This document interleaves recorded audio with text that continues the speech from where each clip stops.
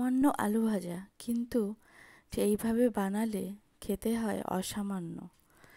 ভাত, রুটি, লুচি দিয়ে দারুণ লাগে। তার জন্য আমি কিছুটা আলু কেটে নিয়েছি, জলে চুপিয়ে রেখেছি, ভালো করে পরিষ্কার করে ধুয়ে কড়াইতে তেল দিয়ে প্রথম কটা শুকনো লঙ্কা ফাটিয়ে দিলাম, 8-10 কোয়া রসুন দিলাম।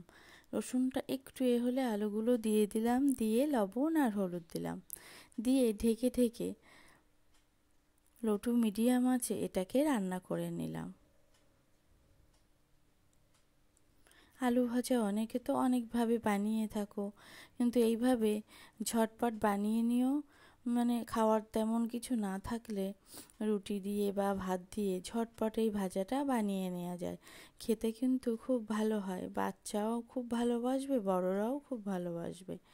এরকম আর দুটো কাঁচা পাকা লঙ্কা দিলাম, ঢেকে ঢেকে রান্না করার ফলে আলুটা পুরোপুরি সিদ্ধ হয়ে গেছে। ঠিক 10 মিনিটের মধ্যেই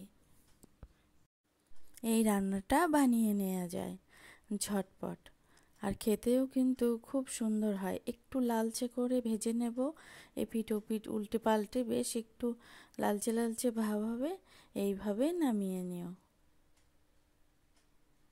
অনেকে খোসা সমেত আলু খেতে ভালোবাসো, তাও তোমরা তখন মানে যারা ভালোবাসো তখন খোসা আলু দিয়ে বানিয়ে নিও, মানে খোসা সমেত। আমাদের খোসা সমেত খেতে ভালোবাসে না বলে পুরোপুরি খোসাটা ছাড়িয়ে নিয়েছি।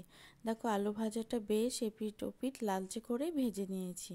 অল্প অল্প মুচমুচে হবে, খেতে যে গরম গরম ভাত বা রুটি দিয়ে এত দারুণ লাগে। ভালো লাগলে অবশ্যই একটা কমেন্ট করে জানিও।